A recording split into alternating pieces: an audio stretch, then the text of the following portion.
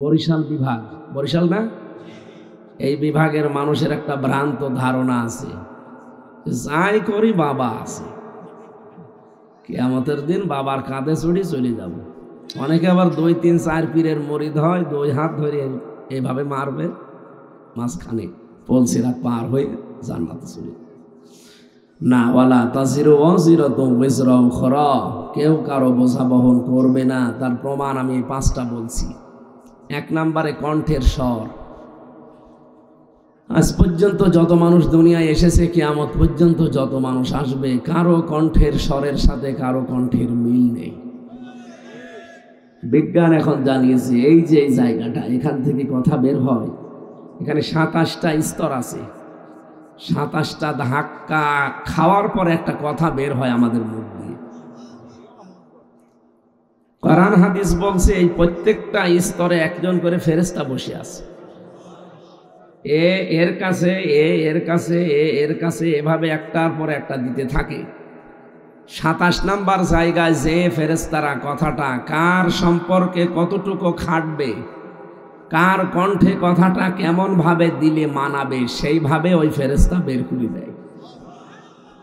যদি আমার ভাই ফখরুলের আর আমার প্রত্যেকের কণ্ঠ যদি এক হইত, এ রাতের বেলা যদি যে ফখরুল সাহেবের বাড়ি আমি সালাম দিতাম, মনে করতো ফখরুলই এসেছে, বাবা শাহজালাল সব হালাল হয়ে যেত না? কি দয়া করেছে বলেন আপনার এই কণ্ঠের স্বরটা পাল্টিয়ে।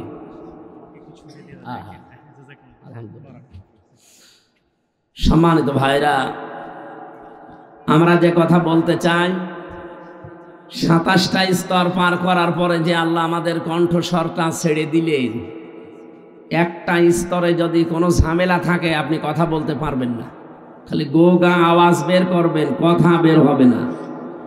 এই ক্ষমতা দুনিয়ায় কারো হাতে আছে? পুরাটা কার হাতে? যে আল্লাহর হাতে। সে আল্লাহ বলছেন আল্লামাহুল খালাকাল ইনসান আল্লামাহুল বায়ান। আমি মানুষ বানিয়ে শুধু শেষ করে দেইনি, তাকে কথা বলা শিখিয়েছি। আমাদের এই কথা বলা যারা এতদিন রুদ্ধ করে রেখেছিল, আল্লাহ যেহেতু এখন ছাড় দিয়েছে, ছেড়ে দিয়েছে, বলেন আলহামদুলিল্লাহ। কিয়ামত পর্যন্ত বাংলাদেশে কারো কথা যেন আর বন্ধ না হয়, সেই ব্যবস্থা করা লাগবে না? যারা এই কণ্ঠস্বরকে রুদ্ধ করে দিতে চায় তারা যেন আর সামনে না আসে, সে যাই হোক। আমরা এমন মানুষকে চেয়ারে আর কোনোদিন দেখতে চাই না যারা মানুষের কণ্ঠনালী চেপে ধরবে। ওয়ালাকাদ কাররামনা বানি আদম, আল্লাহ বলেন বনি আদমকে আমি সম্মান দিয়েছি। এখানকে আল্লাহ জানিয়েছে যে ওয়ালাকাদ কাররামনা বানি মুসলিমিন, যে মুসলমান সন্তান যারা তাদেরকে সম্মান দিয়েছি না, মানুষ পদবাচ্চে যারা বিবেচিত তারাই আল্লাহর কাছে সম্মানিত। তারা কি? এই জবাব দিলেন না? এটা ক্লাস চলছে, অথচ এই সম্মানিত মানুষদের সম্মান হানি করার জন্যে এই 54 বছরই চেষ্টা চালিয়েছে অনেক জালেম এবং মুনাফিকিরা। আমরা চাই না বনি আদমের এই সম্মান আল্লাহ যেটা দিলেন এটা আর কেউ নষ্ট করতে যেন না পারে। পৃথিবীতে সবচাইতে বেশি সম্মান কার? মানুষের। বলেন কার? এই মানুষের সম্মান নিয়ে আপনি সিনেমিনি খেলতে আর পারবেন না। বিশ্বনবী মসজিদে নববীতে বসে আছেন, সামনে দিয়ে একটা লাশ যাচ্ছিল ইহুদির, নবীজি দাঁড়িয়ে গেলেন। সাহাবীরা বলে হুজুর আপনি দাঁড়াবেন না, এই লোকটা ইহুদি। নবীজি বলেন ইহুদি হোক, লোকটা তো আল্লাহর বান্দা, আমি তো দাঁড়িয়েছি আল্লাহর বান্দাকে সম্মান দেওয়ার জন্যে। জাতি হিসাবে সে যে জাতির লোক হোক আমার দেখার দরকার নেই। সুবহানাল্লাহ বলতে পারেন না? একটা ইহুদির লাশ দেখে নবী দাঁড়িয়ে যান, আর আমরা মুসলমানকে লাশ বানানোর আরো চেষ্টা করি। কত লাশ আপনি ফেলে দিলেন। সরকারি শরীফ বের হয়েছে 2732 জন মানুষ এই 24-এ লাশ হয়েছে। 34,703 জন মানুষ এখনো হাসপাতালের বেডে কাতরাচ্ছে। কারো হাত নেই, কারো পা নেই, কারো চোখ নেই, কারো অন্ডকোষ উড়ে গেছে। আগস্টের 6 তারিখে আমি হাসপাতালগুলোতে দেখতে গিয়েছিলাম কয়েকটা, কারো দেখি এক চোখ নেই, কারো এক হাত নেই, কারো অন্ডকোষ নেই, কি যন্ত্রণায় ছটফট করছে। এই যে বিশাল বোঝাটা দিয়ে আপনি তো চলে গেলেন 14টা ব্রিফকেস নিয়ে, ওগুলো তো সব ছাই ভরা ছিল। 14টা ব্রিফকেস যাওয়ার সময় নিয়ে চলে গেলেন, কাউকে কিচ্ছু বললেন না, খালি পাইলটকে বলেছে ব্রিফকেস গুলো উঠেছে, বলছে হ্যাঁ চলো। একটু যে বলে যাবে যে হাসনাত কোথায়, তাও বললেন না। আপনার আত্মীয় না এটা? ডাক দিয়ে তো বলতে পারতেন যে তুমি সিংহ পুরুষ, চলে গেলাম সিংহের মতো গর্জন দিও। কই আপনি কই? সে গর্জনও নেই, সে আগে গেছে। কাওয়া কাকুকেও বলে যেতে পারতেন, এমনকি আমার নাম্বারটা জোগাড় করে তো একটু বলতে পারতেন যে হামজা 3 বছর জেল খাটালাম, কিছু মনে করো না, চলে গেলাম। তাও বললেন না। ঠিক আছে স্যার, যেখানে আছেন অন্তত একটু নিরাপদে থাকে। যে মাঝে মাঝে কিমি বের হচ্ছে, কয়েকদিন আগে এটা সত্য কিনা জানি না, মনে হয় সত্য না, বের হয়েছে যে ওনার ছোট বোনকে ওই দেশের এক মন্ত্রী নাকি ধর্ষণ করেছে। নাউজুবিল্লাহি মিন যালিকা। এই কথা যদি সত্য হয়, এই শেষ বয়সে এসে আমরা নাতি নাত করে কি করব? এই বয়সে এসে একটা বদনাম না? অন্তত আপনারা নিরাপদে থাকেন। আর বিশেষ করে দাদার কাছ থেকে খুব দূরত্ব রাখা লাগবে। দাদারও বউ নেই, আপনারও স্বামী নেই। সেদিন একটা গান শুনছিলাম ইউটিউবে, মোদির বউ নাই। আমার গলা পাচ্ছে না তো, আমি এই জন্য আর বললাম না। যারা এগুলো করছেন, এই ষড়যন্ত্র থামানো লাগবে। এক সময় আপনি আনসার দিয়ে, এক সময় হেলমেট দিয়ে, এক সময় রিকশা দিয়ে, এক সময় বিভিন্ন জিনিস দাঁড় করিয়ে এই দেশকে অস্থিতিশীল করার চেষ্টা করবেন না। আগস্টের 5 তারিখের আগে দেশটা আর নেই, এখন দেশ পাল্টিয়ে গেছে। সুতরাং কারো ষড়যন্ত্রে পা দিয়ে, উস্কানিতে পা দিয়ে নিজের ভবিষ্যৎ নষ্ট করেন না। আপনি বাস্তবতা টের পাচ্ছেন না ভাই। এমনকি কিছু মানুষ এই যে চাঁদাবাজি করেন বিভিন্ন জেলায়, এখন এগুলো বন্ধ করেন। মনে করছেন কিছুই তো হয় না। কে বলেছে কিছু হয় না? গোয়েন্দা বিভাগ সব নখদর্পণে রেখেছে। আমি তো ওদের সাথে মাঝে মাঝে যোগাযোগ করে দেখেছি, বলছো হুজুর আমরা পর্যবেক্ষণে রেখেছি, দেখছি কে কি আমল করে, কাজ করে। ও মনে করছে আমি নারায়ণগঞ্জে বন্দরে রাত 2টার সময় চাঁদা চাইতে গেলাম, টের পেল কি করি গো? আরে ভাই, রাত 2টায় আপনি পায়খানায় বসে বসে কি করেন তা ওরা অফিসে বসে দেখতে পায়। আমি নিজে দেখেছি ওদের মেশিন রিমান্ডে। এত উন্নত ওরা ওই মেশিনগুলো নিয়ে এসেছিল ইসরায়েল থেকে। এখন যারা ব্যবহার করছে ওরা নাই নেই, কিন্তু যারা এখন দায়িত্বে আছে ওরা তো ব্যবহার করছে না। আপনি মনে করছেন যে আমি কোথায় কি করে কেউ টের পাই না? সব কিন্তু ওরা দেখতেছে। এই জন্য আপনি সাবধান হবে। আপনারা অত্যাচারিত, জুলুম, নির্যাতনের শিকার একটা মাজলুম দল। ওই 14 দল বাদ দিয়ে আমরা যা আছি সবাই মাজলুম। কি কথা বলেন না কেন? শহীদ জিয়ার হাতে গড়া এই দেশ, এই দলটা, এই দলের ভেতরে এখন দুই গ্রুপ হয়ে গেছে, একটা বাম একটা ডান। ডান যারা আছে তারা কিন্তু জান প্রাণ দিয়ে চেষ্টা চালাচ্ছে, কিন্তু বাম কিছু আছে তারা দাদাদের ফাঁদে পা অলরেডি দিয়ে দিয়েছে। এই জন্য তাদের মুখ থেকে এখন উলট পালট কথা। এই 15 বছরে জালেমরা যা বলেছিল ওরা এখন ওইটা বলছে। এই জন্য আপনারা এই বাম জিনিসটা কিন্তু খারাপ। বাম হাত দিয়ে মানুষ কি করে আপনি জানেন না কি? আমি বলা লাগবে? আর বামপন্থী যারা, এরা জাহান্নামে। কি আমি বানিয়ে বললাম? আপনি কোরআনে কত আয়াত আল্লাহ দিয়েছেন। যারা বামপন্থী এরা হতভাগা, এরা জাহান্নামে যাবে। আল্লাহ নিজে তাদের উপরে লানত করেন, বলেন নাউজুবিল্লাহ। এজন্য আপনারা ফাঁদে পা দেবেন না ভাই। এই 15.5 বছরে আপনারা জুলুম, অত্যাচার, নির্যাতনের শিকার। হ্যাঁ, কিছু মানুষ জুলুম নির্যাতনের একেবারে স্টিম রোলার এতভাবে চলেছে, তাদের উপরে চলার আর কায়দা নেই। এই কারণে হয়তো ডান বাম ইনকাম করছেন। এই দোষ শুধু এই নিরীহ কর্মীগুলোর না, এই দোষ আমার মনে হয় এই যে সমস্ত দলের লোক চাঁদাবাজি করে তাদের যারা মেন দায়িত্বে আছে বড় বড়, এইগুলোর দোষ। তারা ক্ষমতায় থাকাকালীন কোটি কোটি টাকার মালিক অলরেডি হয়ে বসে আছে, আর যত ঝামেলা পুইয়েছে এই সাধারণ এই কর্মীগুলো। এদের বাড়িতে আজ খাবার নেই, মেয়ে লেখাপড়া করবে, খাতা কিনবে, খাতা কেনার টাকা নেই। কেন? জামাত ইসলাম দেখছে না তাদের দলীয় লোকজনকে? আপনারও তো দল, আপনি দেখতে পারেন না?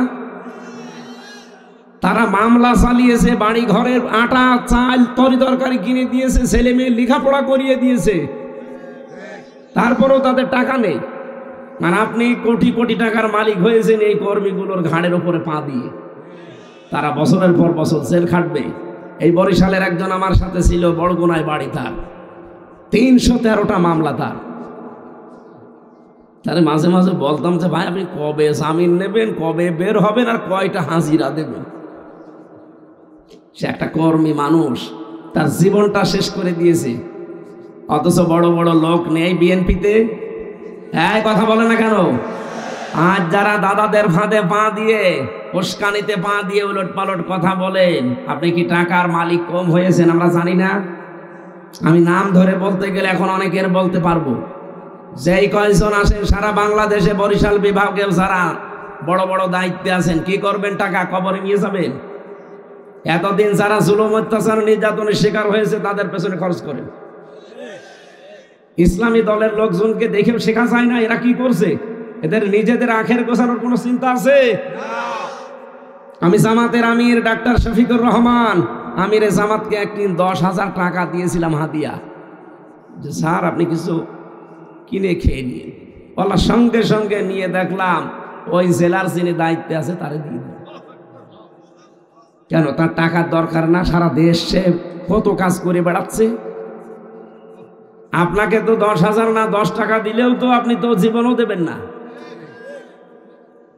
কি করেছেন? এই এর আগে তো ছিলেন দায়িত্বে, এতগুলো টাকা কি করেছেন? সব টাকা আপনার আছে আমরা জানি। আমি এই যে মালয়েশিয়া ঘুরে আসলাম, সিঙ্গাপুর, এখানে ওদের সাহেব পাড়া আছে। শুধুমাত্র এই জালেমদের নেই তা না, ওদেরও আছে। যে হোটেলে উঠি, হোটেল থেকে নেমে দেখি 2 জন বসে চা খাচ্ছে। কি গো 2 ভাই এখানে? হুজুর আমরা আগেই পালিয়েছি। কেন? সাহেব পাড়ায় থাকবেন না? বলে না, ওখানে থেকে মায়ের খাবো। ওই জায়গায় গেলে বাংলাদেশের মানুষ এখানে আছে, পিটিয়ে ভক্তা বানিয়ে ফেলবে। এই জন্যে যারা করছেন এই ছোটখাটো মানুষগুলো, ভাইরা আপনারা একটু ধৈর্য ধরেন, দেশটা আগে একটু দাঁড় হোক। বাইরের বিভিন্ন মিডিয়া কিন্তু এখন একেবারে চাতক পাখির মতো চেয়ে আছে। আপনি টের পাচ্ছেন কিছু? এই যে ভয়েস অফ আমেরিকা কিছুদিন আগে একটা রিপোর্ট দিয়েছে, 257টা দেশ আছে পৃথিবীতে, প্রত্যেকটা দেশের ওপরে তাদের নজর। এতদিন আমাদের এই প্রতিবেশী নামে কলঙ্ক, এই দাদা বাবুরা এই 54 বছর আমাদের নামে যে মিথ্যাটা ছড়িয়েছে, এই জানুয়ারির 1 তারিখে সেটা পুরা মিথ্যা, এটা প্রমাণ হয়ে গেছে। মাইক্রোসফট এটা খ্রিস্টানরা চালায়। তারা জানিয়েছে তামাম দুনিয়ায় সবচেয়ে বেশি মিথ্যা তথ্য পরিবেশন করে ভারত। আরে ভাই, ওরা কি আমার খালাতো ভাই? ওদেরকে আমরা টাকা পয়সা দিয়েছি? ওরা নিজেরাই রিপোর্ট বানিয়েছে, সবগুলো চিন্তা ভাবনা করে গবেষণা করে বানিয়েছে। সুতরাং এই 54 বছর বাংলাদেশের বিরুদ্ধে সাম্প্রদায়িক সম্প্রীতির নেই, এদেশে সংখ্যালঘু নির্যাতন হয়, এরকম কথা বলে বলে যারা বিশ্বের মোড়লদের বিশ্বাস করানোর চেষ্টা করিয়েছিলেন, মোড়লরা এখন বুঝে ফেলেছে আপনারা মিথ্যা কথা বলেন। আপনারা তো প্রতিবেশী, ওইটা তো আর পাল্টানো যাবে না। চরিত্র পাল্টান আপনারা। বিশ্বের মানুষগুলো আমরা দেখি মাটির নিচে কেউ সোনা পায়, রূপা পায়, কেউ তেল পায়, গ্যাস পায়, আর আপনারা এমন শয়তান শুধু মাটির নিচে মন্দির পান। এই কথা বলেন না কেন? তাও মন্দির যেখানে সেখানে পায় না, শুধু মসজিদের নিচে পায়। পিটিয়ে লম্বা করা দরকার শয়তানগুলো। বলে না, 500 বছর আগে এখানে মন্দির ছিল। আরে শয়তান বাংলাদেশে সহ এই অঞ্চলটা 850 বছর মুসলমানেরা শাসন করেছে। যদি আমাদের ধর্মে জবরদস্তি থাকতো, জোর জবরদস্তি বাড়াবাড়ি থাকতো, একটা মন্দিরও মাটির উপরে থাকতো না, মাটির নিচে চলে যেত। ঢাকার স্বামী বাগের ইস্কন মন্দির, এখন যদি বলি এটা 1000 বছর আগে মসজিদ ছিল, ভেঙ্গে আমরা মসজিদ বানাবো, কি মানবেন আপনি? কোন কারণে আল্লাহর ঘরগুলো ভেঙে দিচ্ছেন? গতকালকেও একটা ভেঙেছে। আল্লাহর ঘরে হাত দেন, উনি কি বসে আছে? আপনাদের বাপ দাদারা একবার কাবা শরীফে হাত দিয়ে কাজ ফিম মাকুল হয়ে গেছে। এই কথা বলে না কেন? আপনারা যা আরম্ভ করেছেন আল্লাহ কিন্তু ধরে না, ধরলে কিন্তু আর ছাড়বে না। সেভেন সিস্টার এমনি যায় অবস্থা।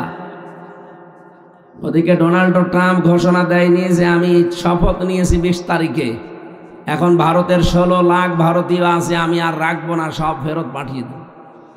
আমাদের সাথে আপনাদের ব্যবসা বাণিজ্য বন্ধ। ওরা যদি 16 লাখ পাঠিয়ে দেয়, দাদা ধুতি খুলে যাবে। এর পাচ্ছেন কিছু? ধুতি খুলে যাবে।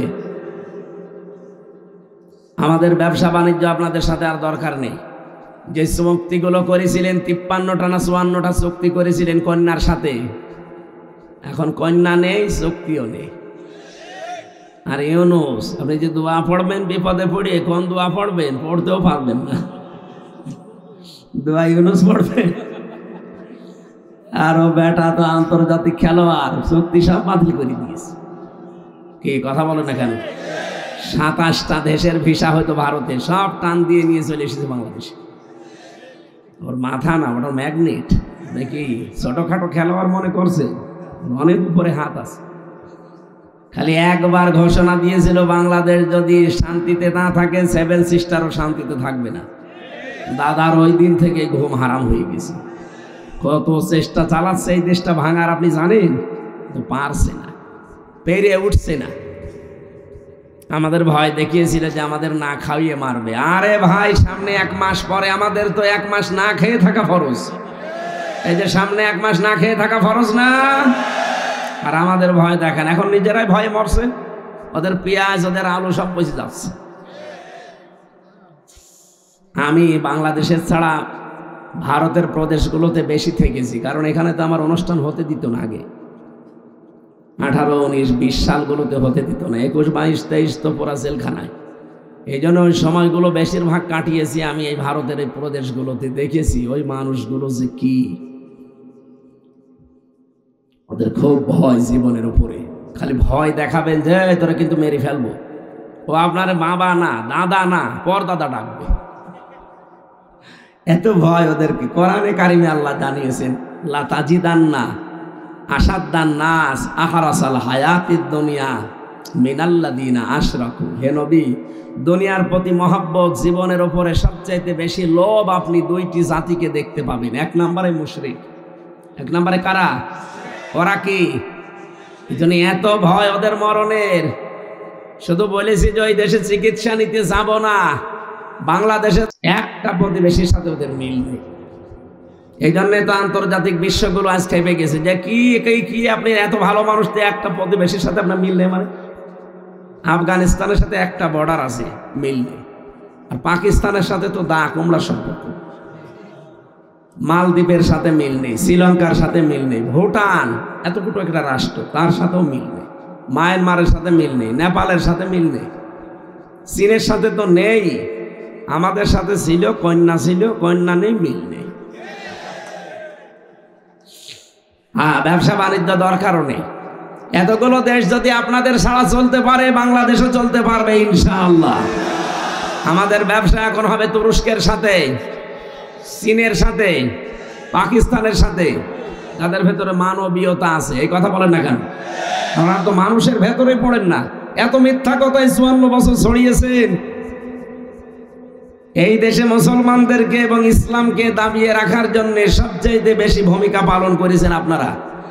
যারা দায়িত্বে ছিল এরা এত খারাপ হতো না। এদেরকে শুধু উস্কানি দিয়ে দিয়ে আলেমদেরকে, কত আলেম আমি জেলখানায় দেখলাম, এক ব্লকে 76 জন আলেম ভর্তি করে রেখেছে। আরে ভাই, আলেমরা কি করেছে আপনার? আমার মতো একটা ছোট্ট মানুষকে আপনি 3টা বছর এইভাবে জীবনটা নষ্ট করে দিলেন। কি হয়েছে? আমি তো এখনো দেশে টিকে আছি, আপনি তো থাকতেও পারলেন না। এই জন্য জুলুম যারা করে ওদের বিরুদ্ধে সরাসরি মামলা দেবে আল্লাহ নিজে। জুলুম যারা করে, যারা জালেম, ওদের বিরুদ্ধে মামলা কার? আরো জোরে বলেন। আমি প্রথম বলছিলাম যেটা কথা বলার এই স্বর কারো সাথে কারো মিলছে না, কিয়ামত পর্যন্ত মিলবেও না। 2 নম্বরে মেলে না চামড়া। এইদিকে তাকান এবার। এই শরীরের ভেতরে ৯,৭৬৮ প্রকার চামড়া আছে, কিন্তু আশ্চর্য কারো সাথে কারো চামড়া মিলবে না। আজকের এই সর্দার সাহেবের চামড়া আমার চামড়া দেখেন, মনে হচ্ছে একরকম।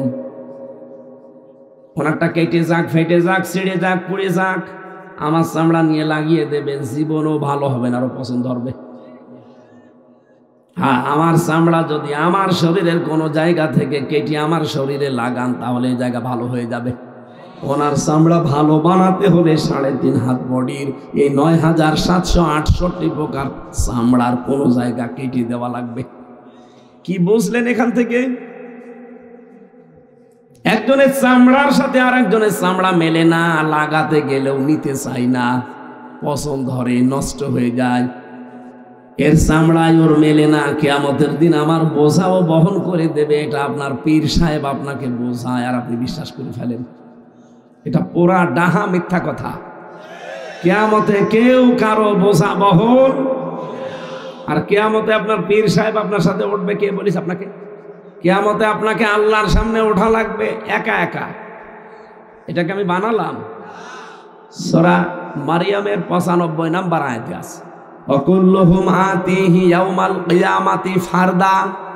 আল্লাহ পাক বলেন, কিয়ামতে প্রতিটি মানুষকে আমি ডাক দেব আমার সামনে, স্রেফ একা একা। কয়জন করি? এইজন্য নিজে ভাবেন আপনি যা করলেন এইটা নিয়ে আল্লাহর সামনে দাঁড়াতে পারবেন কিনা। চামড়ার সাথে চামড়া মিল হয় না, কিয়ামতেও বোঝা বহন করবে। ও আপনাকে বোঝায় আর আপনি বুঝে ফেলেন আপনিও পাগল, ওইটা আর একটা বাটপার। কথা বলেছেন এখানে যারা এগুলো বলে যে তোর কোনো চিন্তা নেই আমি আছি, ওইটা একটা বড় বাটপার। কারো উপরে ভরসা করে কোনো লাভ নেই। আপনার কাজের উপরে ভরসা করবেন যে কি কাজ আমি করে যাচ্ছি। কথা বোঝা গেছে? 3 নাম্বারে মেলে না মানুষের এই চোখ। চোখের ভেতরে 1,70,000 রগ আছে। 5টা জিনিস দিয়ে আল্লাহ চোখ সাজিয়েছেন। মনি আছে, কর্নিয়া আছে, লেন্স আছে, লেন্স আছে, ইকুয়াল আছে। এই ইকুয়াল আবার 2 প্রকার, একটা ইকুয়াল একটা ডিপ ইকুয়াল। একটা এই দিকে একটা এই দিকে, এই 2 গর্তের 2 মাঝখানে আল্লাহ ওইটা ছড়িয়ে রেখেছেন। রব্বুল আলামিন বলেন, এই চোখটা আমি এমন ভাবে সাজিয়েছি কিয়ামত পর্যন্ত কারো চোখের সাথে কারো চোখের মিল আপনি পাবেন না। দেখতে মনে হবে এক, কিন্তু জীবন ওই এক রকম না। 4 নাম্বারটা আমি পেয়েছি মানুষের এই হাতের এই যে ছাপ, এর ভেতরে 153টা রেখা আছে, সূক্ষ্ম সূক্ষ্ম এই রেখাগুলো। আজ পর্যন্ত কারো রেখার সাথে কারো রেখা মেলে না, কিয়ামত পর্যন্ত মিলবেও না। যদি মিলে যেত তাহলে সর্দার সাহেবের জমি জায়গা থাকতো, সব জাল দলিল করে নিয়ে নিতাম। কথা বলে না কেন? 5 নম্বরে যেটা মেলে না সেটা হচ্ছে জহব্বার আচ্ছাদন স্তর। 1,50,00,000 স্তর আছে আমার এই জহব্বার ভেতরে। 357 প্রকার খাবার এই জহব্বাই টেস্ট করতে পারে একবারে। কিন্তু বিশ্বে আমি যতগুলো দেশে গেছি, যত উন্নত মানের হোটেল রেস্তোরাঁ, যত বাড়িতে খাবার খেয়েছি, গাজীপুরের কাপাসিয়ার নিরিবিলি হোটেলে খাবার বেশি 180 প্রকার। এর উপরে আমি আর পাইনি। বিশ্বে আমি যতগুলো দেশে গেছি এই ছোট বয়সে, বাংলাদেশ তো কোনো জায়গা বাকি নেই। কোন জায়গায় আমি এই 357 প্রকার খাবার একবারে রান্না হয় আমি পাইনি। পেয়েছেন আপনি? আমি 180 প্রকার পেয়েছি। তাহলে আমার জহব্বাই স্বাদ নেওয়ার স্তর আছে কত? 357 প্রকার। এত খাবার আপনি পাবেন কোথায়? ওই নিরিবিলি হোটেলে দেখি ওরা কলা পাতা সেদ্ধ করে বলে যে এটা ভর্তা, মানে এইভাবে 180 প্রকার। কাঁঠালের পাতা ভর্তা,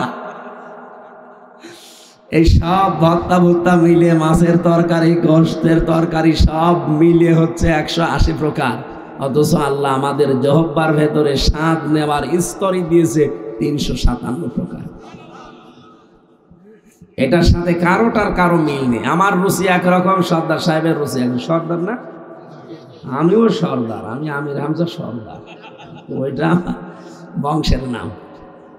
এই যে পাঁচটা বিষয় কারোর সাথে কারো মিলছে না দুনিয়ায়, কিয়ামতের দিন আপনার সাথে যে মিলবে ও আপনার বোঝা বহন করে দেবে সে তোর চিন্তা নেই, এগুলো কিন্তু বানোয়াট মিথ্যা কথা। সুতরাং কারো ওপরে আজকে থেকে আর ভরসা করবেন, এটা যদি না করেন বাংলাদেশে অনেক দরবার এমনি উঠে যাবে, বিশেষ করে ফরিদপুরের এই দুইটা,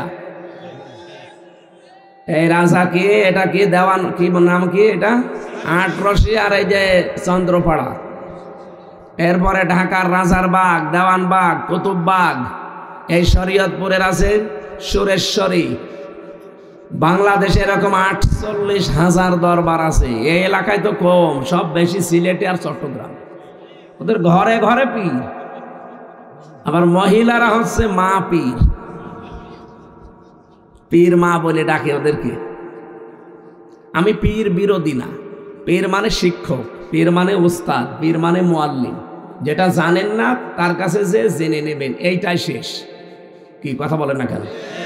তাই বলে আপনি গরু ছাগল নিয়ে বাবা শাহজালাল সব হালাল করবেন না। গরুটা কিনে এলাকার মানুষকে খাবার দেন, কাজে লাগবে।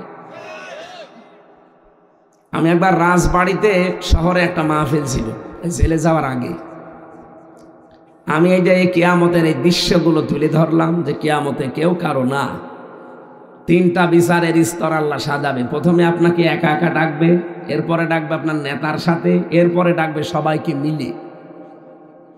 উনি জ্ঞানী মানুষ এবং শিল্পপতি।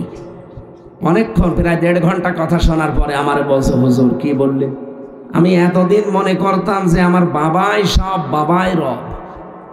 আমি প্রায় 2 ট্রাক করে গরু দিতাম এই আটরশির দরবারে, 2 ট্রাক।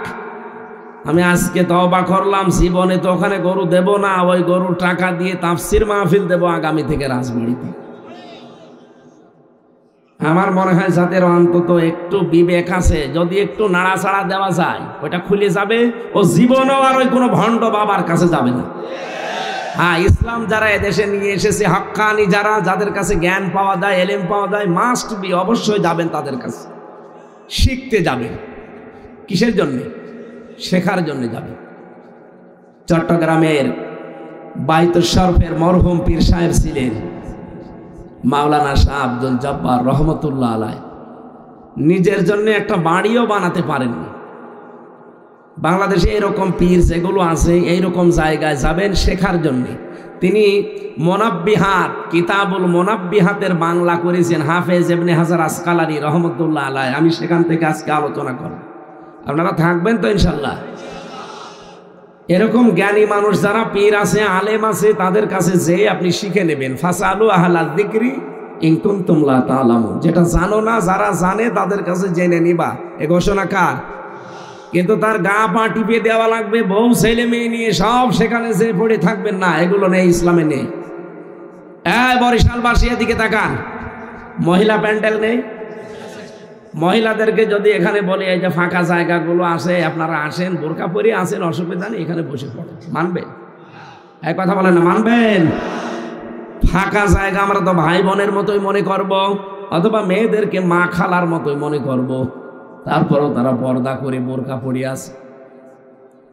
এই অবস্থায় থাকার পরে ফাঁকা জায়গা পড়ে আছে, এতগুলো জায়গা ফাঁকা, এরপরও যদি তাদেরকে আপনি বসতে দিতে রাজি না হন, বলেন তো নারী পুরুষ এক জায়গায় রাতের বেলা দরবারে জিকির করে, এ কি আসলেই কোরআন হাদিস মেনে করে?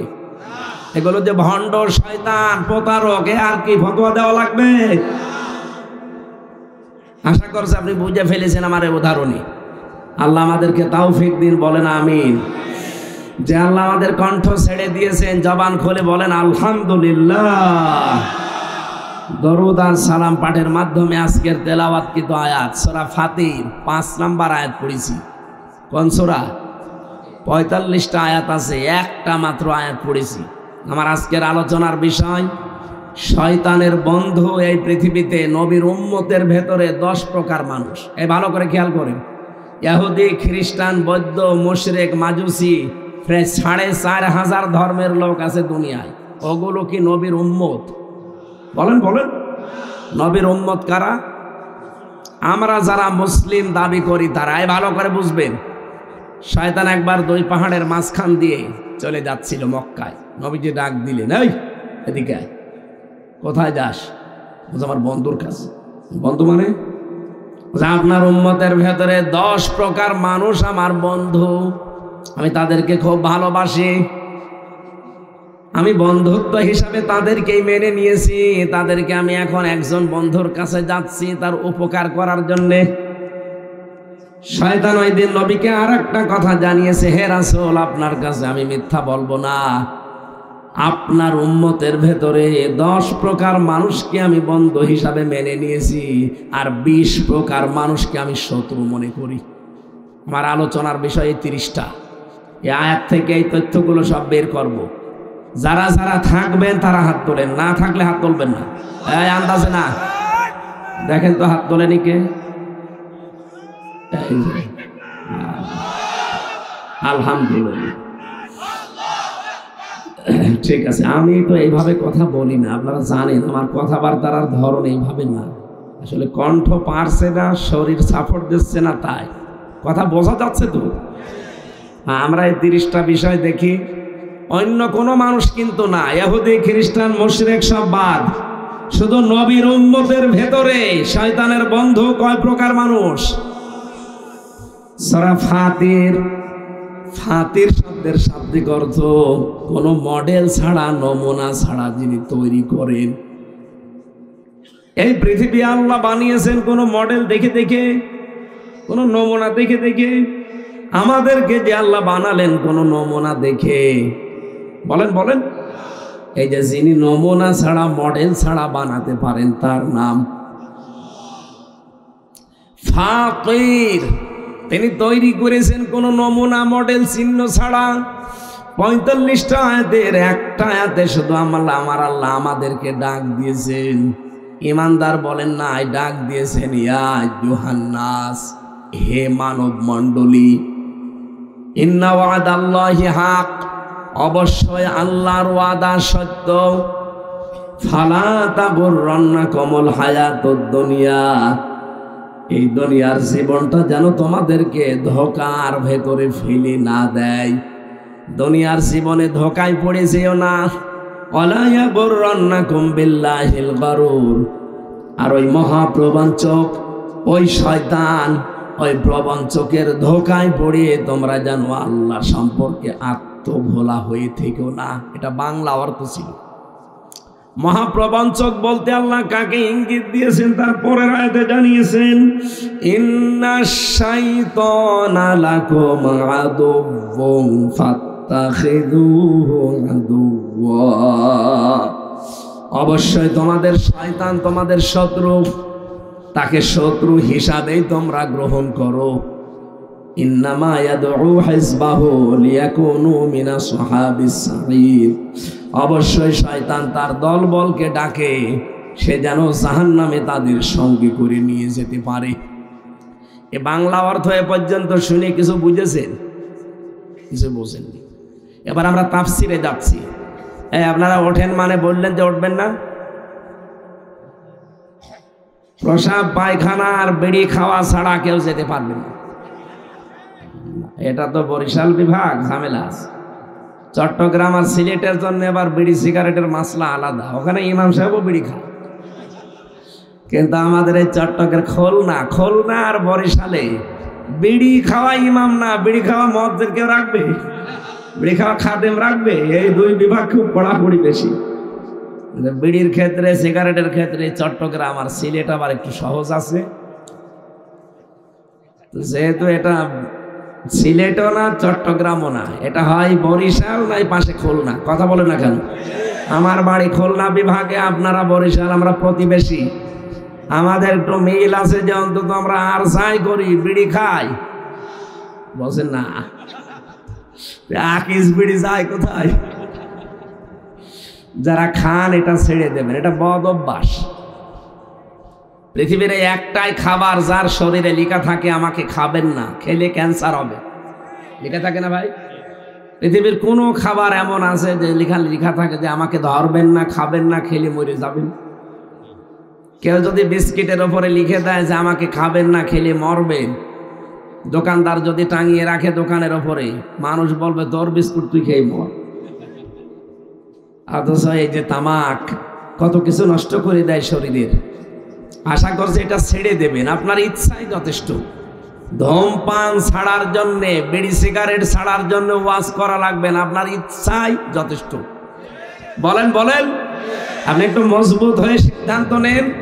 আর মা বোন যারা এসেছেন আপনাদেরকে বলি, যাদের স্বামী বিড়ি খায় ওর বিছানা আলাদা করে দিন। ওই বেটা থাকে কোন জায়গায় আমি দেখবো, এমনি 2-4 দিন যে থাকতে পারবে না, শেষে বিড়ি ছেড়ে দিবে। আমার ভাইরা, রব্বুল আলামিন যেহেতু শুধু ইমানদারকে এখানে ডাক দেননি, ডাক দিয়েছে তামাম দুনিয়ার মানুষদেরকে। কারণ আমার আল্লাহ শুধু মুসলমানদের জন্য না, তামাম দুনিয়ার মানুষের জন্য রব। আরো জোরে বলেন, ইন্না ওয়াদাল্লাহি হক, আল্লাহর ওয়াদা সত্য। এই কোরআনে আল্লাহ ওয়াদা দিয়েছেন 500টা। কয়টা? একটা ওয়াদাও মিথ্যা হওয়ার সম্ভাবনা আছে নেই। এই জন্য প্রথমেই আল্লাহ কোরআনে গ্যারান্টি দিয়েছেন কথা শুরু করার আগে, যালিকাল কিতাবুল লা রাইবা ফীহি। আমার এই কোরআনে যত তথ্য দেওয়া আছে, ভুল তো দূরের কথা, সন্দেহ নেই, সন্দেহের অবকাশও নেই। তার মানে এটা 100% বিশ্বাস করা যায়। আরো জোরে বলেন, যত তথ্য আল্লাহর ভেতরে দিয়েছেন 100% বিশ্বাস আমরা করি। আল্লাহর ওয়াদা এখানে 500টা দেওয়া আছে। ইন্না ওয়াদাল্লাহি হাক্কুন, আমি আল্লাহ যত ওয়াদা করেছি সবগুলো সত্য। আল্লাহর ওয়াদা ছিল এই দুনিয়ায় যদি ঈমান আনার পরে কেউ ভালো ভালো কাজের আঞ্জাম দিতে পারে, আমি আল্লাহ তার মেহমানদারি করার জন্য জান্নাতুল ফেরদাউস তৈরি করে রাখলাম। এই আয়াতটা সূরা কাহফের ভেতরে আছে, 107 নম্বর আয়াত। জন্মের পর থেকে আমরা আয়াতটা শুনেছি, কিন্তু এর ভেতরে একটা তথ্য আছে, ভালো করে শুনবেন আলেম যারা আছেন। ইন্নাল্লাযীনা আমানু ওয়া আমিলুস সলিহাতি কানাত লাহুম জান্নাতুল ফিরদাউসি নুজুলা। নিশ্চয় যারা ঈমান আনে, না নিশ্চয় যারা ঈমান পায়। এদিকে তাকান, কোরআন শরীফে আপনি এমন আয়াত কোন জায়গায় পাবেন যে যারা ঈমান পায় না, যারা ঈমান। আরো জোরে বলেন, এখানে আমরা যারা বসে আছি একটা মানুষকে ঈমান এনেছি না ঈমান পেয়েছি?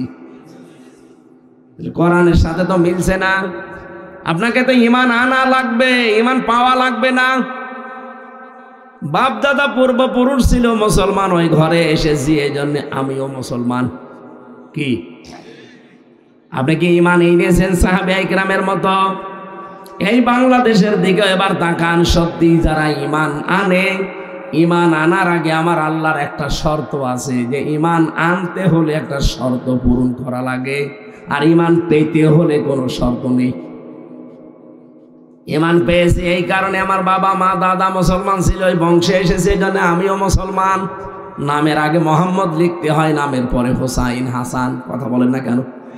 কিন্তু যারা ঈমান এনেছিল, রব্বুল আলামিন কোরআনে দেখবেন সূরা বাকারা 3 নম্বর পারা 1ম নম্বর পৃষ্ঠা 13 নম্বর লাইনের 256 নম্বর আয়াতের মাঝের অংশে পাবেন, ফামাইয়াকফুর বিত্তাগুতি ওয়া ইউমিন বিল্লাহ। কোন মানুষ যদি ঈমান আনতে চায়, এটা ভালো করে শুনবেন, কোন মানুষ যদি ঈমান আনতে চায়, তার প্রথম শর্ত তাকে তাগুত ছেড়ে দেওয়া লাগবে। এটা আমি বানালাম, বলেন বলেন। এটা যদি সত্যি কেউ তাগুত ছেড়ে দিয়ে ঈমান আনতে পারে, আল্লাহর ঘোষণা, ফাকাদ ইসতামসাকা বিল উরওয়াতিল মুসকা, সে এমন একটা মজবুত রশি ধারণ করবে যা জীবনও ছিঁড়ে যাবে। লাং ফাসফিসামালা, যা জীবনও ছিঁড়বে না। তাহলে শর্ত পেলাম, এই আয়াত অনুযায়ী ঈমান আনতে হলে একটা শর্ত, তাগুত ছেড়ে দেওয়া লাগবে। বাংলাদেশে যারা তাগুত ছেড়ে দিয়ে ঈমান এনেছে, আপনি এবার তাদের দিকে তাকান। আমি তো নাম ধরেই বলি, এই বরিশাল বিভাগের পটুয়াখালীতে বাড়ি ডক্টর শফিকুল ইসলাম মাসউদ। এ কিন্তু ঈমান এনেছিল তাগুত ছেড়ে দিয়ে। কি তাগুত ছেড়ে দিয়ে ঈমান এনেছে। এই কারণে তাকে 57 দিন রিমান্ডে নিয়েছে। ওনাকে যে অফিসার নিয়েছিল আমারও রিমান্ড ওই অফিসারই ছিল। আমার এসে বলতো যে মাসুদকে সমস্ত জায়গা লোহা দিয়ে পিটিয়ে একেবারে গুঁড়ো করে দিয়েছি, ফুটবলের মতো পিটিয়েছি ওরে। আপনি দেখেননি রিমান্ডের পরে যখন আদালতে বলতো হাঁটতে পারতো না যুবক মানুষটা, এক কথা বলছে না কেন? আমারও মাথায় দড়ি দিয়ে টাঙিয়ে রেখেছিল 11 ঘন্টা, চোখে কালো কাপড় দিয়ে, হাত পেছনে হ্যান্ডকাপ দিয়ে বেঁধে দিয়ে, ডান্ডা বেড়ি লাগিয়ে পায়ের সাথে মাজার সাথে। আমার তো ওনার তুলনায় 100 ভাগের 1 ভাগও হয়নি। চিন্তা করেন, 100 ভাগের 1 ভাগও না আমারটা যেটা বললাম, আর ওনার 100 ভাগ হয়েছে। 57 দিন এত বড় কষ্ট দেওয়ার পরেও জালেমরা তারে 1 চুল পরিমাণ টলাতে পারেনি। ঈমান আনতে হলে আগে তাগুত ছেড়ে দিয়ে ঈমান আনেন। দুনিয়া একদিকে হয়ে যাবে, আপনি তাও টলবেন না। অথচ এই বাংলাদেশে আমরা অনেককেই দেখেছি যারা ঈমানের দাবি করত কিন্তু তাগুত ছেড়ে না দিয়ে। এক কথা বলা লাগে, এ বাংলাদেশে এরকম আলেম ছিল না। আমি নাম ধরেই বলছি, আপনার রাগ হয় হোক, এই যে ওলামা লীগ মডেল মসজিদের ইমাম হয়ে খতিব হয়ে বসেছিল। আপনি রাগ করেন আর ঝাল করেন, যাই বলেন বলেন, তো এরাও তো ইমানের দাবি করত, কিন্তু তাগুত ছেড়ে না দিয়ে তাগুতের সাথে আরো মিলেমিশে। আমারে ধরার পরের দিনই রিমান্ডে অফিসার বলেছিল যে হুজুর আপনি শুধু যা যা বলতে বলছি এই 10টা পয়েন্টে আদালতে যে বলবেন, তাহলে আপনাকে আমরা বিশ্ববিদ্যালয় যেটা আছে কুষ্টিয়া পড়েন, ওই কুষ্টিয়া ভার্সিটির ওলামা লীগের সেক্রেটারি বানিয়ে দেব না। না, সম্ভব না। এই মিথ্যা কথাগুলো বলা সম্ভব না। আপনার যা ভালো লাগে করেন। শেষে বলছে আপনার বউ তুলে নিয়ে আসবেন, আমরা তিনি নিয়ে আসেন। তারপরও এত মিথ্যা কথা আমি বলতে পারবো। ওই দিন যদি বলতাম শুধু সই করে দিতাম, 3 বছর না 3 দিনও আমার জেলে থাকা লাগবে না। ওই কয় বছর আমি ওলামা লীগের সেক্রেটারি হয়ে কত মাল কামাইতাম। আগা কি সুন্দর, এরকম একটা গান শুনছিলাম, আগা কি সুন্দর মাল কামাইতাম আমরা। আসলে এই সুযোগ আমারও দিয়েছিল যে আগে কি সুন্দর মাল কামাইতাম। কি হইতো, এখন মাল তো সব আপনারা নিয়ে নিতেন। কথা বলেন না। এই যে সিলেটের জয়ন্তাপুরে কিছু আলেম নামধারী জালেমকে ওই এলাকার যারা এই পতিত সরকারের দোসর ছিল, এরা 3 কোটি টাকা দিয়েছে এই আলেমদেরকে। এটা প্রমাণ হয়েছে আজকে সকালবেলা। 3 কোটি টাকা তাদেরকে দিয়ে বলেছে এই দেশে যারা ইসলামপন্থী সব এক হয়ে যাচ্ছে, এই যে জামাত ইসলাম, চরমোনাই, হেফাজত ইসলাম, খেলাফত সব এক হয়ে যাচ্ছে না। তারা বলছে আমরা ভোটের বাক্স ইসলামের একটা চাই, যে যেখানে দাঁড়াবে অসুবিধা নেই। চরমোনা এখানে দাঁড়ালে জামাত দাঁড়াবে না, এখানে জামাত দাঁড়ালে চরমোনা দাঁড়াবে না। আমরা ভোট চাই বাক্স ইসলামের একটা। এইটা তৈরি করে দেন, সারা দেশে ইসলাম এ দেশে কায়েম হতে বাধ্য।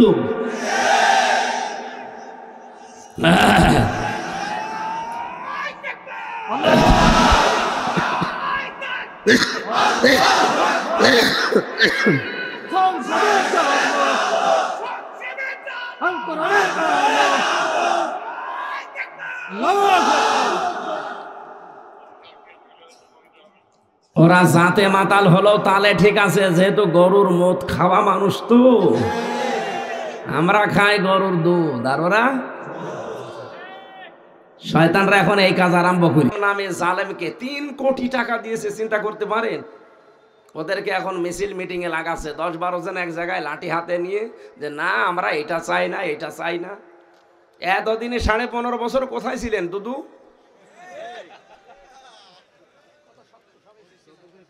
এখন তাদের একজনকে ধরে পিটিয়েছে প্রশাসন, বলছে যে এই করেছিল, কি করব, গোপনে টাকাগুলো দিয়ে গেল, হালাল করা লাগবে না। আমরাও আহ্বান জানাচ্ছি, শুধু সিলেটের জয়ন্তাপুরে না, বাংলাদেশের যেখানে যেখানে এই জালেমদের টাকা এরকম 3 কোটি 5 কোটি দিতে চায়, টাকা নেবেন, একদিন এরকম করবেন, পরের দিন টাকা হালাল হয়ে যাবে। শয়তানরা মরুক। বলেন এই দেশে যেই মানুষগুলো এই তাগুতের সাথে মিশে বাতিলের 5 আটা গোলামি করে ইমানের দাবি করতো, ওদের ইমান এখন ঠিকই আছে? জাতীয় মসজিদের সাবেক খতিব সে পর্যন্ত পালিয়েছে, কারণ সে নৌকা মার্কা নিয়ে দাঁড়াইতো। এটা লোক নৌকা মার্কা নিয়ে দাঁড়ায়, তার ইমান থাকে বলে আপনার মনে হয়? আমার মনে হয় লোকটা যদি নৌকা মার্কা নিয়ে না দাঁড়িয়ে কুকুর মার্কা নিয়ে দাঁড়াইতো, তাও হয়তো তো পাশ করতো, কারণ যে ভোট হয়েছে এমনি পাশ করে দিত। না, আপনার ঠিক হয়নি। যারা ইমানের দাবি করছেন হচ্ছে না, আপনি রাগ করেন আর যাই মনে করেন, ইমান আনতে হলে তগুত ছাড়া লাগবে। যারা তগুত ছেড়ে দিয়ে ইমানের দাবি করেছে, এত জুলুম গেল, টলাতে পারলেন না তো? মামুনুল হককে টলাতে পেরেছেন? আল্লামা সাইদিকে টলাতে পেরেছেন? আপনাকে টলানো না, আপনি তো আগেই পালিয়ে গেলেন। আপনি একটা ইমাম, আপনার ইমামের ইমান নেই। কিসের ইমাম আপনি? ফরিদউদ্দিন মাসুদ, মুফতি জসিমউদ্দিন রহমানী আপনাদের এই বরিশাল বিভাগের সন্তান, 12টা বছর জেলে কাটিয়ে এসেছে। সে জানিয়েছে এই ফরিদউদ্দিন মাসুদ এ তগুতের, নিজেই তগুত, তগুতের গোলাম। এদের কারণে এই 15.5 বছর এত জুলুম হয়েছে আলেমদের উপরে। এই শয়তানগুলো যদি কিছু না করতো, আমার মনে হয় এত জুলুম হইতো না। এরা যে বোঝাইতো যে আপা কোনো অসুবিধা নেই, আপনি চালান, আমরা আছি। আর আপাও তো খালি হাওয়া দিলেই ফলে। মমতাজ হাওয়া দিত, ফলতো। কি সংসদে হাওয়া দিত না? আরো ফলতো। তো বিবেক আছে যে মমতাজের মতো একটা মানুষ হাওয়া দেয় আর আমি ফলি? ও কি মানুষের ভেতরে পড়ে? 300 টাকায় যারা দেহ বিক্রি করতে পারে তারা সংসদে যে বলে সংসদ সদস্য হয়। আর তারা হাওয়া দিত আর উনি বসে বসে তালি দিত। মানুষ এত নিচে নামে এসে। আমি ইমানের কথা বলছিলাম, ইমান আপনাকে পাওয়া লাগবে না আনা লাগবে? আর ইমান আনতে হলে আগে কি ছাড়া লাগবে? তগুত কি, এটা যদি আপনি না জানেন তো ছাড়বেন কি করে? তগুতের অর্থ 4টা। 1 নম্বরে তগুত মানে শয়তান। তগুত মানে কি? শয়তান তো আর দেশে নেই। 2 নম্বরে তগুত মানে মানুষের তৈরি করা আইন। ও ভাই বরিশালের মানুষেরা, আমি ছোটকালে বরিশালে পড়েছি, এই জন্য আপনাদের প্রতি একটা আলাদা মায়া আছে। আমার মন থেকে বলছি, আপনাকে আমি বাঁচাতে চাই। মানুষের তৈরি করা আইন, কারণ যারা এদেশে প্রতিষ্ঠা করতে চান আপনার ইমান নেই, কারণ আপনি তগুত। তগুত আগে ছেড়ে দেন, এরপরে ইমানের দাবি করেন। কোন আলেম নিয়ে আনবেন? আলেমকে নিয়ে সেখানে বসান। যা বলছি একটা কথা যদি ভুল প্রমাণ করতে পারেন, তগুতের 2 নম্বর অর্থ এটা। তগুত মানে মানুষের তৈরি করা আইন যারা প্রতিষ্ঠা করতে চায়। এ বাংলাদেশে এরকম মানুষ নেই। 3 নম্বরে তগুত মানে নিজে আল্লাহকে মানে না, কেউ মানবে, মানতেও দেয় না। এরকম দেশে ছিল না? নিজে কোরআন শোনে না, কেউ শুনবে, শুনতেও দেয় না। এই জন্য এরকম সম্পর্ক যাদের সাথে আছে এগুলো আগে ছেড়ে দেন, কাটছাট করে আসেন, এরপরে যদি দাবি করতে পারেন। 2 নম্বরের শব্দ ছিল কি? ওয়া আমিলুস সলিহাত, নেক কাজ করবে। নেক কাজ কি? আমরা মনে করি নামাজ পড়া, রোজা রাখা, কালো বোরকা পরা, দাড়ি রাখা, জুব্বা গায়ে দেওয়া, জিকির করা হয়ে গেল নেক কাজ। না, সলেহ শব্দের শাব্দিক অর্থ হচ্ছে শুধু নেক না, শুধু সৎ না। সলের আবিধানিক অর্থ এখন বের হচ্ছে আধুনিক ব্যাখ্যায়। সলেহ মানে যোগ্য। সলেহ মানে কি? যারা তাফসীর বোঝে, শব্দ ভাঙতে জানে, জিজ্ঞাসা করেন যে সলেহ মানে যোগ্য। শুধু ঈমান এনে বসে থাকলে হবে না, আপনাকে যোগ্যতা সম্পন্ন হওয়া লাগবে। এই বাংলাদেশটা অর্থনীতি চালাতে হলে যোগ্যতা লাগবে না আপনার। আপনি মুশারাকা বোঝেন, মোদারাবা বোঝেন, মোরাবাহা বোঝেন, বায়ে সালাম বোঝেন, বায়ে ইস্তেসনা বোঝেন, বায়ে মুআজ্জাল বোঝেন। এরকম 28টা নিয়ম আছে অর্থনীতিতে ইসলামী। কি বোঝেন আপনি? এই বিভাগটা চালাতে হবে না? এটা কি ফেরেশতারা এসে চালাবে?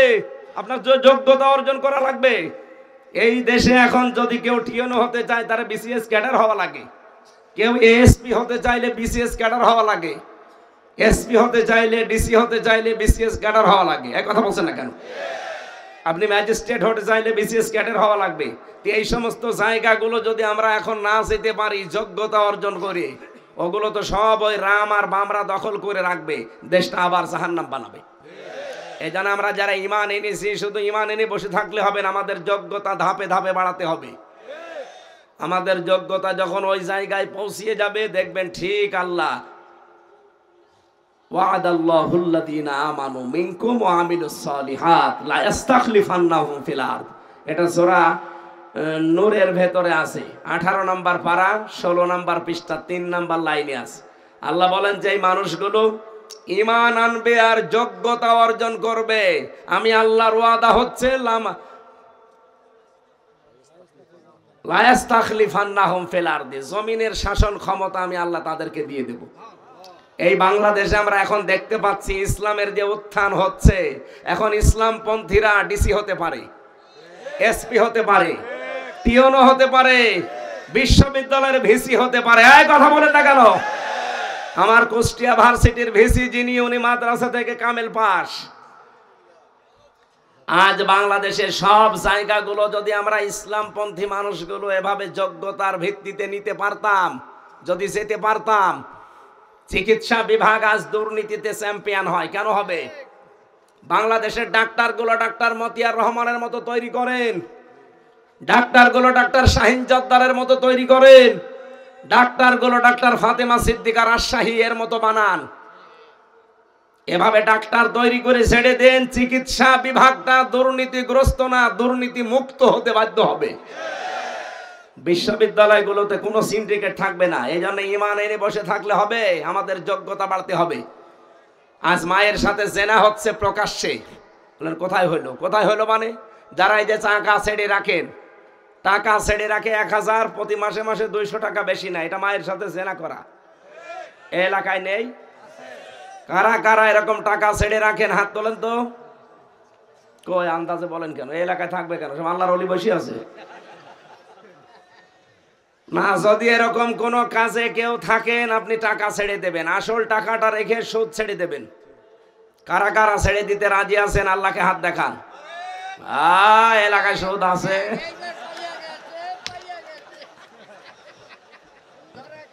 না ভাই, আপনি নামাজ পড়েন, আপনি রোজা রাখেন, আপনি হজ করে আসেন, কিসের ভণ্ডামি করেন আপনি? মায়ের সাথে জেনা করে নামাজ হয়? বলেন বলেন, মায়ের সাথে জেনা করে হজ হয়? অথচ এই কাজ আমরা ইসলামী অর্থনীতি না থাকার কারণে করছি। এখন বলেন, বাংলাদেশে যত ব্যাংকিং ব্যবস্থা আছে, এই মুশারাকা, মুদারাবা, মোরাবাহা, এই নিয়ম নীতিগুলো চালু করবে ফেরেশতারা? কারা? তাই আমাদের এই জায়গাগুলোতে যাওয়া লাগবে না? সালেহ মানে যোগ্য, এজন্য আমাদের যোগ্যতা লাগবে। এইটার জন্য যদি চেষ্টা করেন, 60 বছর নফল ইবাদতের চাইতে বেশি সওয়াব পাবেন। এই কথাগুলোই আমরা বোঝাতে পারি না। আল্লামা সাঈদী এইটাই বোঝাতে চেয়েছিল যে ঘরে বসে সুবহানাল্লাহ 1000 বার পড়ার চাইতে এই সুবহানাল্লাহটা একটু সংসদে নিয়ে যান। সুবহানাল্লাহ মানে কি? আল্লাহ পবিত্র। আল্লাহ যদি পবিত্র হয়, আল্লাহর বিধান পবিত্র না? কথা বলেন না কেন? তো বিধানগুলো শুধু এই কোরআন শরীফে থাকলে হবে? এটা তো 500 বিধান এখানে আছে। এখানে একটা সংবিধান নামে সূরা দেওয়া আছে, সূরা ফুরকান। এর ভেতরে 77টা আয়াত আছে, 73টা ধারা আছে। এটা যদি বাংলাদেশের সংবিধানে আমরা কায়েম করতে পারতাম, এই দেশের মানুষকে গাঁজা খেলে জেলে দেয়। আমি নিজে দেখেছি, গাঁজা খেলে জেলে দিয়েছে। এই যে হাফিজ আছে পেছনে, ও ভেতরে যে গাঁজার গাছ লাগিয়েছে। জেলার একদিন এসে বলছে, আরে গাঁজা খেলে পুলিশে ধরে জেলে দেয়, আর জেলের ভেতরে গাঁজার গাছ লাগিয়েছে, এখন আমরা দেব কোথায়? 73টা ধারা যতদিন বাংলাদেশের সংবিধানে আমরা প্রতিস্থাপন করতে না পারবো, 17 বার নাকি এই বাংলার সংবিধান কাটা ছাটা হয়েছে, পরিবর্তন হয়েছে, একবারও পরিবর্তন করা লাগবে না। এইটা নিয়ে যান, শুধু ওই 77টা ধারার 73টা ধারা নিয়ে যান, বাংলাদেশ মিনি জান্নাত হয়ে যাবে। চোর গেলে আর ডাকাত হয়ে বের হবে না, ডাকাত গেলে খনি হয়ে বের হবে না, যদি যাই কোনোদিন জেলখানায় তো থাকবে না। আর যদি থাকেও সংশোধনের জন্য ওখান থেকে আল্লাহর ওলি হয়ে বের হবে। এক কথা বলে না কেন? আমরা ওইটা চাচ্ছি সামনে। আমরা ইসলামী অর্থনীতিতে আল্লাহর ওলি হব, আমরা সমাজনীতিতে আল্লাহর ওলি হব। এই কথা বলে না কেন? শয়তান যাদেরকে সবচাইতে বেশি ঘৃণা করে, কয় প্রকার মানুষ? 20 প্রকার। বলেন বলেন। আর 10 প্রকার নবীর উম্মতের ভেতরে 10 প্রকার মানুষের কাছে খুব ভালোবাসার। তাদের ভেতরে 1 নাম্বার আমি পেয়েছি আল ইমাম জাহের, যারা জালেম শাসক। এটা তো আর দুনিয়ায় নেই। 2 নাম্বারে পেয়েছি অহংকারী লোক। 3 নাম্বারে পেয়েছি কৃপণ ধনী, সম্পদ উপার্জনে কোনো খেয়াল রাখে না। বাবা শাহজালাল, মোদের কাছে কুত্তা বিড়াল সব হালাল। কোন হাত দিয়ে যে টাকা পয়সা আসছে যাদের খেয়াল নেই, এরকম ধনী যারা, তারা শয়তানের বন্ধু। বলেন নাউজুবিল্লাহ। বাংলাদেশে প্রকার মানুষ নেই। 4 নাম্বারে পেয়েছি ওই আলেম যে জালেমের পক্ষে সাফাই গায়। এই 15.5 বছরে যেটা বেশি হয়েছে। এই কথা বলে না কেন? তাহলে শয়তানের বন্ধু আলেমদের ভেতরেও ছিল না? বলেন। 5 নাম্বারে পেয়েছে যারা খেয়ানতকারী ব্যবসায়ী। এতে খাদ্যে ভেজাল দেয়, ফরমালিন মেশায়। তীর গ্রুপের মালিক নাই এনারা? তেলের ভেতরেও কত রকমের 2 নাম্বারই দেয়, কিন্তু এটার এখনো ঠিক আছে মানটা, ওটা এখনো পর্যন্ত ঠিক আছে। তীর এটা আন্তর্জাতিক ভাবে দেশীয় এবং আন্তর্জাতিক মান সম্পন্ন অনুযায়ী এগুলো ব্যবহার হচ্ছে। যদি ভেজাল দেয়, শয়তানের বন্ধু হয়ে কিয়ামতে উঠবে। শুধু উনি না, যত ব্যবসায়ী দেশে আছে, আল্লাহ পাকের নবী ব্যবসায়ীদেরকে এত দাম দিয়েছেন। আত-তাজিরু সাদুকুল আমিন মান নাবিয়্যিনা ওয়াস সিদ্দিকিনা ওয়াস শুহাদাই ওয়াস সালিহিন। যারা সৎ ব্যবসা করে খাবে, সে যে ব্যবসায় হোক, যদি জায়েজ হয়, তাই বলে আবার বিড়ির ব্যবসা না, যেটা মানুষের উপকার হয়, এরকম ব্যবসা করে যারা খায়, যত ছোট কাজ হোক, কিয়ামতের দিন নবীদের সাথে, সিদ্দিকদের সাথে, শহীদদের সাথে আপনি উঠতে পারবেন। সুবহানাল্লাহ বলতে পারেন। খাদ্যে ভেজাল যারা দেন, তারা মানুষ হত্যাকারীর তালিকায় কিয়ামতে উঠবেন। কারণ আপনার এই খাদ্যে বিষ দেওয়া, ফরমালিন দেওয়া, ভেজাল দেওয়ার কারণে মানুষের কলিজা নষ্ট হয়ে যায়, হার্ট নষ্ট হয়ে যায়। এই কথা বলে না কেন? এই যে ডায়াবেটিস হচ্ছে আমাদের আজ, কেন? এই সমস্ত ভেজাল খাদ্য খাওয়ার কারণে। যেটা আপনি ফরমালিন দিনের ফলে, এই ফল আপনার মেয়েকে আপনি খাওয়াতে পারবেন? আমাকে খাওয়াচ্ছেন, আমার মেয়েকে খাওয়াচ্ছেন, আমার গোলন দুর্বল হয়ে যাচ্ছে। আপনি কিয়ামতে মানুষ হত্যাকারের তালিকায় উঠবেন। 6 নম্বরে পেয়েছে যারা পণ্য ক্রাইসিস করে, এক জায়গায় আটক করে রেখে কিছুদিন পরে দাম বৃদ্ধি করে দেয়। বাংলাদেশে এটা নেই? এরা মুসলমান, নবীর উম্মত দাবি করলেও শয়তানের বন্ধু, কিয়ামতে ওর সাথে উঠবে। ইন্নামা ইয়াদউ হিজবাহু লিয়াকুনু মিনা আসহাবিস সাঈর। ও চায় আমার এই বন্ধুরা কিয়ামতে আমার সাথে যেন জাহান্নামে যায়। বলেন নাউজুবিল্লাহ। 7 নম্বরে পেয়েছে যারা জেনাকারী। জেনা তো এ দেশে এখন নেই, ঘরে ঘরে জেনা চলছে। এই যে মোবাইলের ভেতরে এমন দৃশ্য আছে যেটা নিজে দেখলে আনন্দ লাগে, ইনি দেখলেই লজ্জা পান। এমন মানুষ নেই? এরকম দৃশ্য থাকলে ডিলিট করে দিন। এই জেনা, চোখের জেনা হচ্ছে, মুখের জেনা হচ্ছে, হাতের জেনা হচ্ছে, কলবের জেনা, সর্বশেষ লজ্জাস্থানের জেনা হচ্ছে। বিশেষ করে ধনী মানুষ এই দেশে আমরা যারা দেখতে পাই, এদের বিভিন্ন জিনিস দামি হয়। আজকে আমাকে কি দামি গাড়িতে করে আনতে গিয়েছিল। ধনী মানুষদের আমরা এটা দেখি, এদের গাড়ি দামি, বাড়ি দামি, পোশাক দামি, মোবাইল দামি, জামা দামি, খালি মেয়ে আর বউ কম দামি।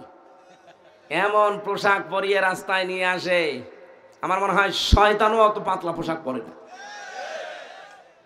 মানুষকে আরো দেখায় যে জিনিস আমার আছে, আপনারা দেখেন। তা আপনার জিনিস আমি দেখে করবো কি? 7 নম্বরে 8 নম্বরে পেয়েছি যারা সুদখোর।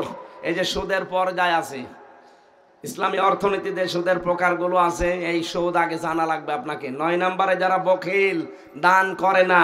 10 নম্বরে যারা মাদক গ্রহণকারী এবং বিক্রেতা যারা। এই 10 প্রকার নবীর উম্মতের ভেতরে এই মানুষগুলোকে শয়তান বলে এরা আমার একেবারে উৎকৃষ্ট বন্ধু। আল মারউ মা মান আহাব্বা। দুনিয়ায় যার সাথে যার বন্ধুত্ব হবে, ভালোবাসা হবে, কিয়ামতে তার সাথে তাকে ওঠা লাগবে। আল্লাহ আমাদেরকে হেফাজত করেন। আমরা নবীর উম্মত দাবি করছি, আমরা যদি এই কাজগুলোতে থাকি, আমরা কি নবীর উম্মত আছি না শয়তানের বন্ধু হয়ে গেছি? আল্লাহ আমাদের হেফাজত করুন, বলেন আমিন।